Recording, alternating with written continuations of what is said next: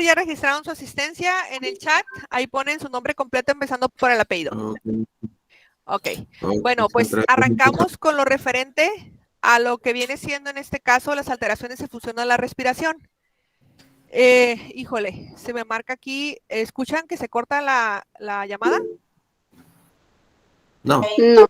No. Ok, perfecto, es que me está marcando aquí alteraciones en lo que viene siendo el internet, variaciones. Bueno, aquí lo importante es que ustedes conozcan lo referente a la anatomía macroscópica del pulmón, lo referente a las estructuras que componen el sistema respiratorio y de igual manera cómo respiramos nosotros. Hay dos, en este caso, dos sustancias, podría decir alguno, dos gases que funcionan para nosotros tener una buena respiración. ¿Alguien me pudiera decir cómo se llaman esos gases?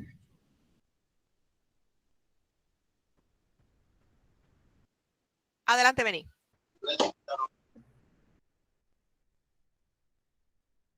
¿Está silenciado su micrófono, Beni? Yo digo que es como oxigenar la sangre y eliminar el dióxido de carbono, ¿no? Sí, Beni, excelente. Entonces vamos a hablar nosotros del oxígeno y del CO2 y para eso hablamos de lo que viene siendo el funcionamiento del sistema respiratorio. Pero les decía ahorita, vamos a hablar también de la anatomía. La función del sistema respiratorio entonces consiste del aire que tenemos nosotros en la atmósfera, meter a la sangre lo que viene siendo oxígeno y nosotros poder eliminar CO2. Para ello debemos de conocer que nuestro sistema respiratorio está compuesto por la nariz, por lo que viene siendo en la nariz tenemos unos pelitos que se llaman vibrisas.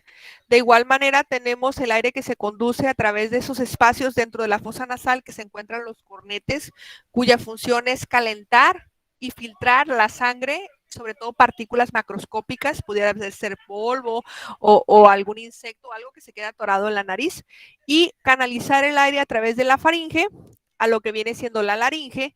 En la laringe se producen ciertos sonidos, por ejemplo, para poder hablar o poder cantar, pues la laringe hace su función de caja de resonancia y luego tenemos lo que viene siendo un conducto, en este caso, cartilaginoso, que viene siendo la tráquea, y esa se bifurca en dos porciones que van a dar a formar lo que son los bronquios principales, y estos a su vez se hacen muchos pedacitos que vienen siendo los demás bronquios hasta llegar a las terminaciones pulmonares que vienen siendo los alvéolos. Tenemos dos pulmones, uno derecho y otro izquierdo. El pulmón derecho contiene 3 lóbulos pulmonares y el izquierdo contiene 2, porque dentro de la estructura del lado izquierdo de nuestro cuerpo tenemos lo que viene siendo en este caso el corazón, ¿ok? En la partecita de abajo, separando lo que viene siendo los pulmones o la caja torácica de la cavidad abdominal, tenemos un músculo que se llama diafragma. Este músculo tiene la capacidad de permitir o de subir o bajarse para a nosotros ayudarnos para la resonancia de la voz, pero al mismo tiempo también se comprime cuando nosotros tenemos muchos órganos dentro de la cavidad abdominal, por ejemplo, en los pacientes, en las mujeres embarazadas o los pacientes obesos. Esta imagen que está aquí nos viene representando un bronquio terminal, donde nosotros vamos a encontrar una porción de la arteria pulmonar, donde se encuentra la sangre que entra del exterior, rica en oxígeno, y vamos a tener las venas, donde en este alveolo terminal se van a llevar a cabo lo que sería en este caso la ventilación o la respiración pulmonar. Entonces, hablando de fisiología, la respiración va a proporcionar oxígeno del exterior hacia los tejidos y va a retirar el dióxido de carbono. Entonces, para ello vamos a hablar de 4 funciones, lo que es la ventilación pulmonar, que solo y exclusivamente es el aire que entra de la nariz a los pulmones. ¿Sale? La difusión, en este caso, se va a llevar a cabo en los alvéolos, donde entra el oxígeno y sale CO2. El transporte de oxígeno de lo que viene siendo el alvéolo hasta llegar a la célula, sí, es muy importante que nosotros sepamos porque todo eso vamos a llevar a cabo la regulación de la ventilación. El aparato respiratorio no solamente es lo que veíamos ahorita de sistema respiratorio, no solamente es la nariz, las narinas, los cornetes, la faringe, la laringe, la tráquea y los pulmones, sino también influyen otros factores como viene siendo en la pared torácica, que les decía ahorita el diafragma y los músculos intercostales, sino también el sistema nervioso central. Pregunto, ¿alguien sabe dónde se encuentra el bulbo olfatorio? Fíjense bien, bulbo olfatorio. El bulbo olfatorio se encuentra alojado en lo que viene siendo el piso de la nariz o el techo de la nariz, perdón, en la lámina cribosa. Ese nos permite que nosotros podamos distinguir aromas, ¿ok? Pero el centro de la respiración, ese lo vamos a encontrar nosotros a nivel de lo que viene siendo la parte posterior. Voy a abrir mi camarita tantito. En la parte posterior del encéfalo, donde nosotros vamos a tener en esta partecita de acá un como conito, ¿sí? Donde se centra en nosotros poder respirar cuando estamos dormidos o cuando estamos inconscientes, ¿sale? Eso, ¿por qué lo menciono? Porque resulta que si yo voy a tomar signos vitales a mi paciente, le digo, a ver, ¿cuántas veces respira por minuto, Alma? En automático deja respirar y se hace consciente, puedo respirar. Pero si yo no le digo nada al paciente y me concentro en el pulso, me concentro en la frecuencia cardíaca, algo, y estoy verificando a mi paciente si tiene cambios en la frecuencia respiratoria, como viene siendo taquipnea, y mi paciente es que me duele mucho para respirar y respira 40 veces por minuto, eso es anormal. El paciente adulto respira entre 12 y 18 veces por minuto. Si aumenta eso, es taquipnea.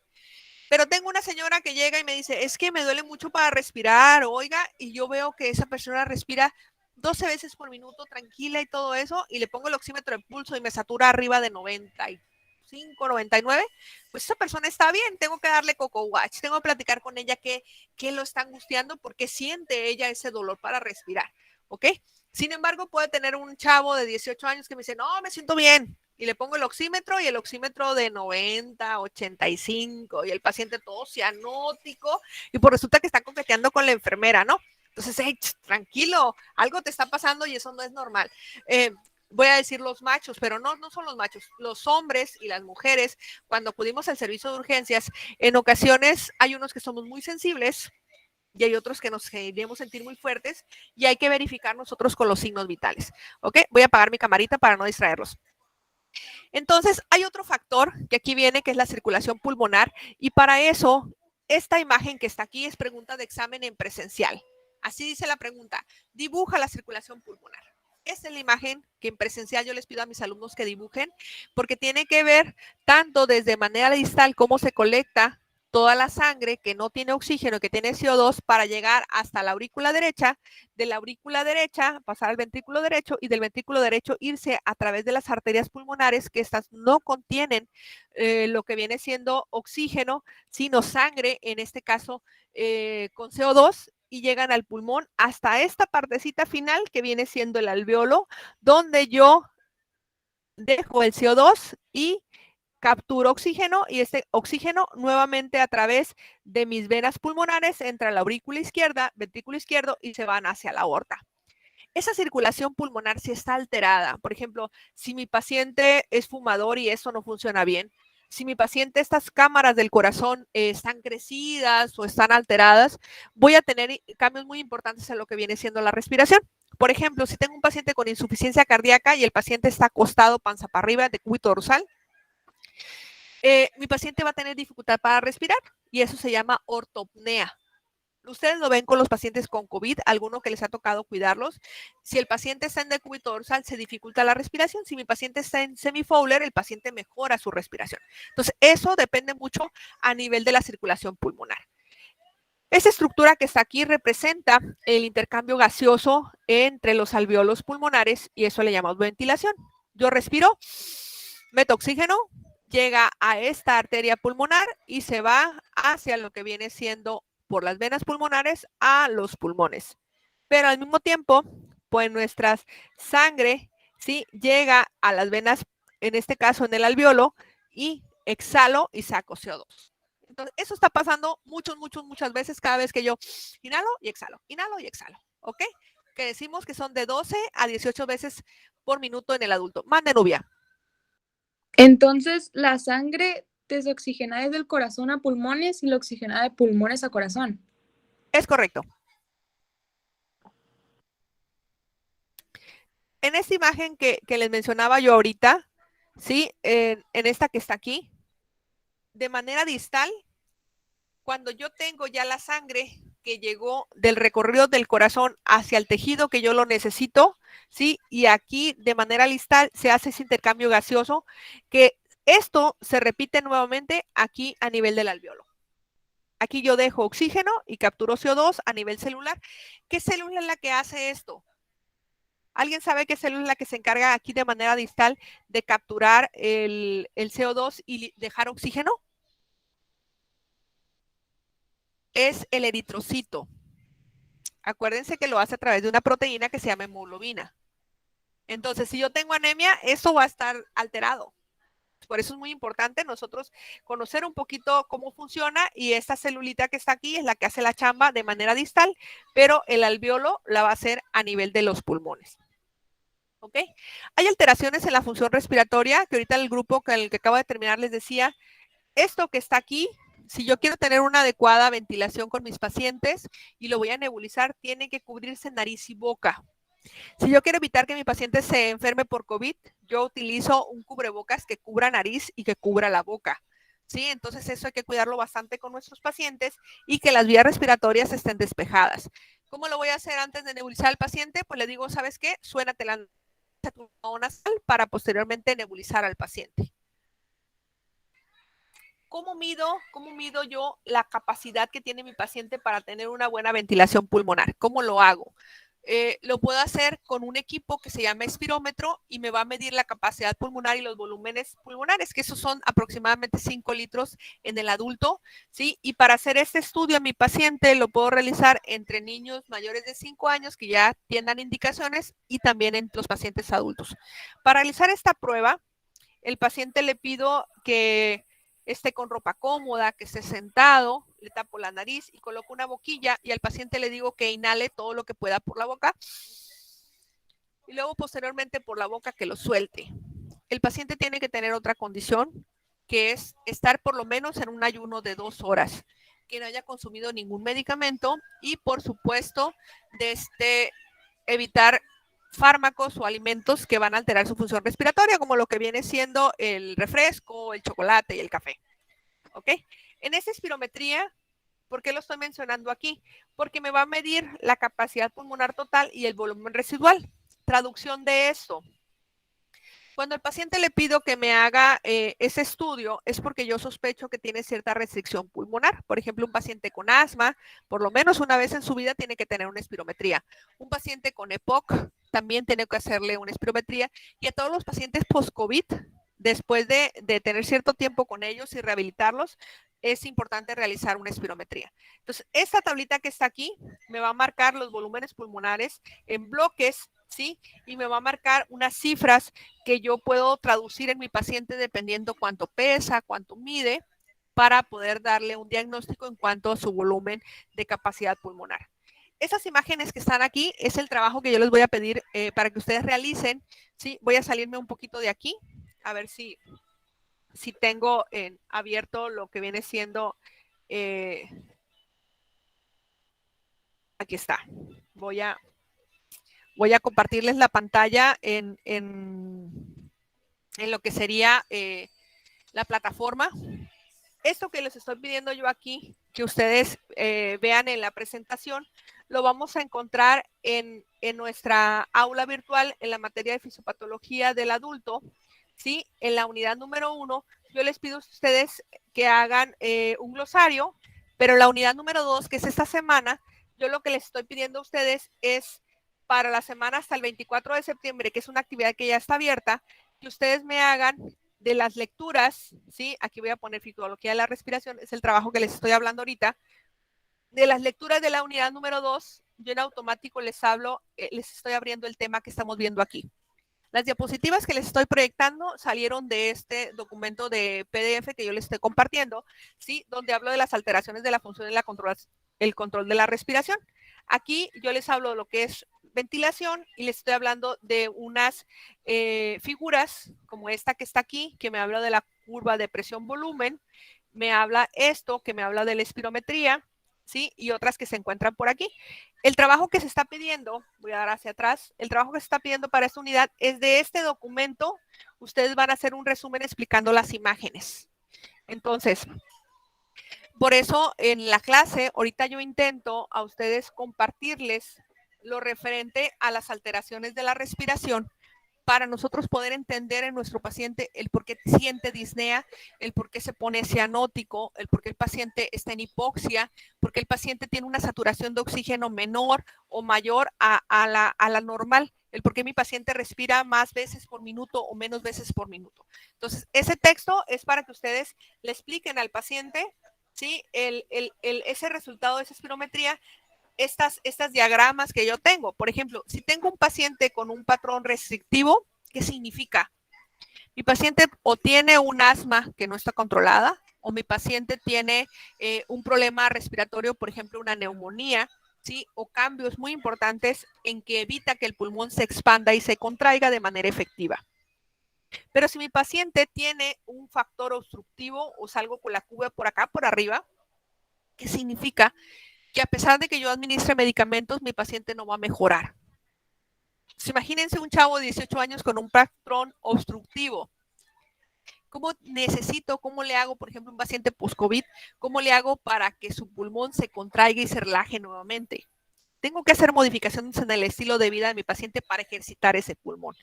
Entonces, y si aparezco aquí en lo normal, pues ¿cómo lo voy a mantener? ¿Sale? Entonces, eso es lo que yo necesito que ustedes investiguen en esa lectura que les estoy compartiendo, que es estas diapositivas que yo en este momento les quiero mostrar.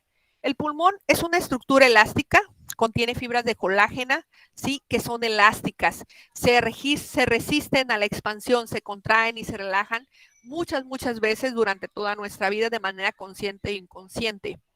De igual manera tenemos una presión positiva interna y una presión positiva externa. Si yo me meto en una alberca y me sumerjo en la alberca, voy a tener la capacidad de seguir manteniendo el volumen respiratorio dentro y fuera del agua. Subo un avión, tengo la presión igual, me voy a Yucatán o me voy a Monterrey o a una ciudad, una presión atmosférica diferente, tolero lo que viene siendo la presión interna de mis pulmones. Entonces, estos volúmenes pulmonares van a cambiar de una manera muy diferente dependiendo nosotros nuestra capacidad para poder mantener una respiración efectiva. Por ejemplo, en una mujer embarazada, ese volumen pulmonar se ve alterado por el útero gestante que desplaza los órganos hacia arriba, hacia nuestros pulmones. Entonces, vamos a trabajar con esas lecturas para poder explicar a nuestros pacientes cómo le podemos hacer para mejorar esas capacidades pulmonares, pasando, en este caso, de la fisiopatología, cómo funciona el paciente cuando esté enfermo, para poder llevarlo nosotros hacia un mejor estado de salud. Dentro de los aspectos biológicos, nosotros debemos de saber que la caja torácica se contrae, ¿sí? Y se relaja. Y podemos nosotros meter más aire de lo normal cuando nosotros expandemos de manera forzada nuestros pulmones. Por ejemplo, si en la espirometría yo le digo al paciente mete más aire, ¿sí? O luego saca más aire, entonces vamos a tener nosotros lo que viene siendo curvas de presión que nos va a marcar la capacidad residual pulmonar, o sea, cuánto yo puedo aguantar la respiración, cuánto tolero yo de presión para hacer que la caja torácica se expanda y desplace el diafragma hacia abajo. Entonces, esta capacidad que la persona tiene para ejercer un esfuerzo respiratorio prolongado está en relación a la fuerza muscular. Si yo tengo un paciente, por ejemplo, en clase presencial, que llegó tarde a mi clase 5 minutos, le toca exponer, y yo le digo, vas a hacerme 5 sentadillas. Olvídense que le tronó la rodilla. A la segunda sentadilla el paciente empieza a toser. ¿Qué significa? Todo el volumen de flujo de sangre de sus piernas se fue a los pulmones y la capacidad pulmonar se ve alterada porque tiene más sangre para oxigenar, porque el flujo de sangre aumentó en los pulmones y ¡chun! A la tercera sentadilla pierde el estado de conciencia, se desmaya. Imagínense nada más si ese alumno va a ir al área de tocovaloración y le va a decir la enfermera que está ahí en la práctica clínica, le va a decir, ¿sabes qué? El día de hoy estás de suerte, te va a tocar recibir al bebé, al recién nacido. El estrés de estar parado, de estar en el área de toco. Imagínense, o sea, la mujer en el periodo expulsivo, ¡pum!, empieza a coronar, saca la cabecita y el alumno se desmaya. Pues sabes que yo no lo quiero en el área de tocovaloración porque no aguanta el nivel de estrés de algo muy básico que va a ser rutinario para ustedes en su práctica clínica. Va a ser, ¿sabes qué? A ese mándamelo a que me cuente las gasas mejor. Y chun, vio la sangre y se desmayó. O sea, pueden pasar muchísimas cosas, muchas cosas, desde que nosotros tenemos que ejercitar nuestros pulmones. Entonces, ¿cómo puede ejercitar nuestros pulmones? Pues haciendo actividad física. ¿Sí? Si yo me siento que me mareo cuando hago un examen, pues me preparo más para ese examen, que llega un momento en que yo ya no me mareé para hacer el examen. Porque resulta que yo voy a tener una capacidad pulmonar que se tiene que vaciar hasta volúmenes menores. Entonces, imagínense, estoy dormido, estoy sonando algo estresante y me despierto tosiendo. Eso no es normal. ¿Sí? El paciente no tiene por qué toser para hacer 5 sentadillas. El paciente no tiene por qué desmayarse cuando, ustedes como enfermeros no tienen por qué desmayarse cuando están en una situación de estrés recibiendo un recién nacido. ¿Sí? Todo eso, pues nos vamos preparando. ¿Sale? Esa es la diferencia de un enfermero a una persona que anda en la calle. ¿Ok? Ustedes se están preparando para todo eso. Y va a ser una maravilla cuando salen, dicen a la mamá, le muestran a la mamá el bebé ya cubierto con los campos clínicos y le enseñan un bebé limpiecito de la cara y le dicen, mire señora, este es su bebé. Ay, gracias. Y eso nunca se le olvida a la mamá, ¿no? Ve al bebé más bonito de toda su vida, aunque nosotros lo veamos así todo arrugadito y feo, pero para la mamá es su mejor bebé. Es de ella, es lo más bonito que ustedes van a encontrar. Y les puedo asegurar que si ustedes estuvieran en esa mamá y su amiga enfermera, compañera de la carrera, va y les enseña a un bebé que es el de ustedes, van a decir, ay, qué bonito. Y ustedes van a decir, ay, sí, está bien bonito porque es el de tu amiga. ¿Sí? Entonces, todo eso depende de nosotros cómo respiramos.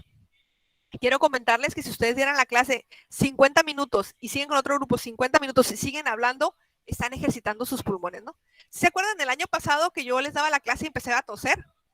¿Sí se acuerdan que les decía, es que me operé las amígdalas? Quiero decirles que estoy practicando porque no solamente su clase, la clase de mi hija del kinder que me trae loca, pero todos esos factores influyen.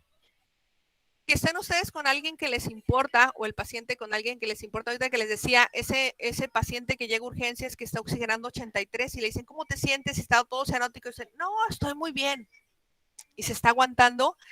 Pues imagínense ustedes que estén tocando a una persona que les importa, que le ponen el oxímetro, por ejemplo, su papá, su esposo, alguien que ustedes, si le ponen el oxímetro y oxigena 83, y ustedes van a decir, eso no es normal. Y tienen que mantener la calma para decirle, tranquilo, nos vamos a ir a urgencias, pero todo va a estar bien. Eso hace la diferencia en las personas de salud. Pero por supuesto, va a llegar un momento en que tocan ustedes el 83 y son ustedes el paciente, se pone el oxímetro, chin, tengo 83. ¿Qué está pasando? Pues tenemos que mantener la calma de todos modos. El volumen pulmonar y las mediciones durante el paciente con expiración va relacionado con la edad del paciente, con el sexo, con la raza, si trae un body, si está gordito, si acaba de comer, todo eso cambia, ¿ok? Y esas tablas me las muestra el espirómetro, donde el flujo tiene que ir hacia arriba durante la inspiración y tiene que ir hacia abajo durante la exhalación. ¿Sale? Ese factor restrictivo me va a dar a mí el pensar en mi paciente en relación con problemas que tienen que ver con su pulmón y con cosas fuera del pulmón. Por ejemplo, el paciente con asma, ¿sí? El paciente que está obeso. Pero ese factor obstructivo va en relación cuando el paciente tiene patologías, como les decía, el paciente con EPOC o el paciente con tuberculosis, que esa capacidad pulmonar se ve alterada y no va a mejorar. Nosotros tenemos que soportar el gasto del corazón derecho, ¿sí? Que nos va a mandar toda la sangre hacia los pulmones. El corazón derecho es lo que dice, hey, vente sangre del exterior y vámonos a los pulmones, ¿ok? Pero el corazón izquierdo dice, a ver, pulmón, dame sangre porque yo necesito correr y ocupo que la profe que me puso a hacer sentadillas me mande sangre a las piernas para poder hacer la actividad física. Y si mi corazón izquierdo funciona de manera efectiva, el pulmón se va a vaciar de la sangre, que son aproximadamente cada 5 litros por minuto, y voy a tener una buena ventilación. Cuando hablo de hipertensión pulmonar, tengo que hablar que mi arteria pulmonar tiene una presión de milímetros de mercurio mayor de 15. ¿Cómo voy a medirle la presión directamente en la arteria pulmonar? Bueno, eso lo voy a hacer a través de un catéter que se mete por las cavas hasta la arteria pulmonar. Hay enfermeros que eso lo van a hacer de rutina. Así como yo puedo poner el oxímetro de pulso en el dedo de rutina, hay enfermeros que hacen esto y son las enfermeras con especialidad en cardiología, las intervencionistas. Y esto quiero comentarles que es algo que necesita el paciente cuando está presentando alteraciones cardiopulmonares que van a llevar a que tenga ortopnea. Esos pacientes con insuficiencia cardíaca van a necesitar hacer esa medición de las arterias pulmonares. Si yo tengo un paciente con una función pulmonar anormal, tengo que ver cómo se encuentra el alveolo. Si este alveolo se encuentra lleno de moco y está inflamado, mi paciente va a producir un sonidito que es característico sobre todo los pacientes con neumonía o con asma, que son las sibilancias. El paciente cuando saca el aire hace pero el paciente cuando mete aire, el sonido que producen los alvéolos cuando se expanden, eso se llaman estertores, ¿ok? Y recordemos que ese alvéolo tiene músculo, entonces yo lo puedo ejercitar, así como ejercito los bíceps, los gemelos, los glúteos, pues hay que ejercitar también en este caso los alvéolos. Si yo tengo un paciente con un alvéolo dañado, este no va a poder hacer de manera efectiva ese intercambio de oxígeno y de CO2. Clínicamente se puede ver en el paciente con disnea o incluso con aumento en la expectoración. Si mi paciente expectora y expectora con sangre, a eso se llama hemoptisis. No es normal que un paciente cuando expectore, que forme los esputos, le salga sangre. El paciente no debe de sangrar al expectorar. ¿Ok? La expectoración debe de ser blanca, pero por ejemplo, si tiene un proceso infeccioso puede ser verde, ¿sí? Pero si sale sangre, pueden ser varias cosas. Uno de ellas puede ser problema de esta destrucción del alvéolo. Si el paciente expectora y sale rosita, ¿sí? Pudiéramos estar hablando nosotros de porciones de ese alvéolo que estamos sacando y eso no es normal. ¿Ok? Permítame un segundo.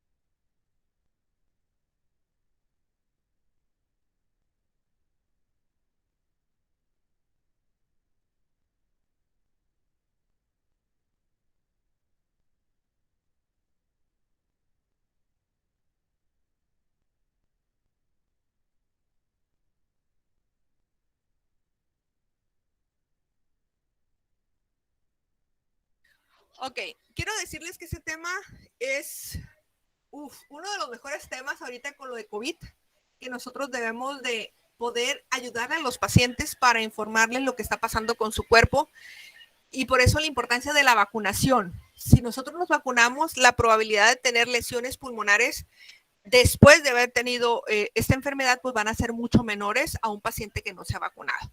¿Ok? En los primeros años se está manejando una estadística para saber quiénes no se han vacunado. Por favor, jóvenes, si ustedes no tienen esquema completo, creo que estos van a ser los últimos días aquí en Culiacán de vacunar a las personas de primera y segunda dosis. Por favor, acudan a las brigadas de vacunación para que se vacunen ustedes. Y concluyo con lo que viene siendo las alteraciones en el intercambio gaseoso. Aquí está la hemoglobina, donde esta hemoglobina libera el CO2 y captura el oxígeno. ¿Sale? A nivel fisiológico, nosotros para poder tener este funcionamiento adecuado del sistema respiratorio y poder eliminar CO2 y capturar oxígeno, pues tenemos que hablar de la ventilación, la perfusión, la difusión y que esto sea adecuado. El aire que entra, con el oxígeno que entra, tiene que ser igual al CO2 que estoy liberando. Si yo me meto más aire de más, por ejemplo, oxígeno de más porque tengo taquipnea y meto mucho aire, va a llegar un momento en que ¡pum! Pierdo el estado de conciencia. Si yo hago berrinche, profe, es que yo no quiero exponer y no respiro, y no meto oxígeno, pierdo el estado de conciencia. Entonces tiene que haber un equilibrio en lo que entra de oxígeno y lo que sale de CO2. Les comento porque eso es algo que pasa en la escuela. Aunque ustedes no lo crean, hay alumnos que se desmayan porque dejan de respirar. De manera consciente, nosotros podemos hacerlo. ¿Okay? El paciente pierde el estado de conciencia, se desmaya, luego lo ponemos en decúbito lateral izquierdo, el paciente respira y tiene pulso, ahí lo dejamos y seguimos con la clase, no pasa nada, ¿ok? Yo soy médico, puedo contener ese tipo de situaciones de estrés del paciente, no pasa nada, pero sigue otra persona exponiendo, así que espero que no se desmayen todos estos dos grupos. Entonces, ¿qué es ventilación? Ventilación es el aire que entra al alvéolo y sale del alvéolo. ¿Qué es la perfusión? Es la presencia de esa sangre que se encuentra en los pulmones que permite que el aire que ingrese, ¿sí?, pueda salir. ¿Qué es difusión? Difusión es el intercambio del oxígeno y el CO2, pero a nivel de lo que es la barrera alveolocapilar. Cuando nosotros ya tenemos todo esto, nos vamos a nivel celular distal y dejamos el oxígeno y capturamos CO2, que eso lo hace directamente la hemoglobina. Ojo, ¿por qué los pacientes necesitan oxígeno? ¿Por qué el oxígeno del aire no es suficiente? Porque tenemos espacio muerto que permite, en este caso, que la tráquea esté abierta, que los bronquios principales estén abiertos, y para eso necesitamos que haya aire.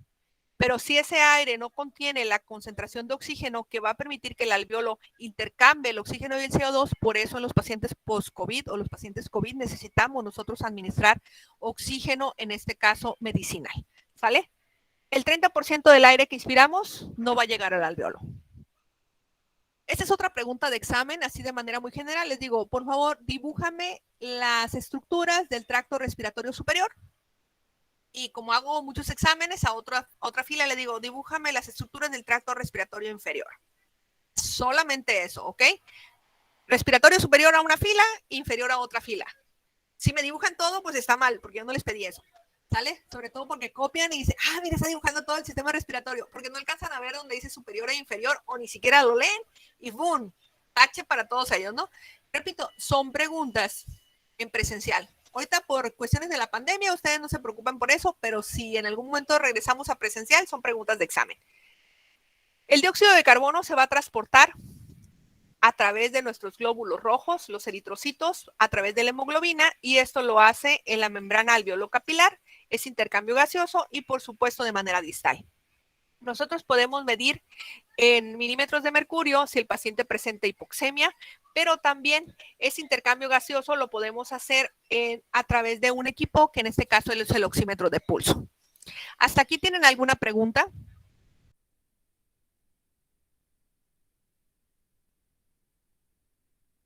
Como dice Bob Esponja, no los escucho.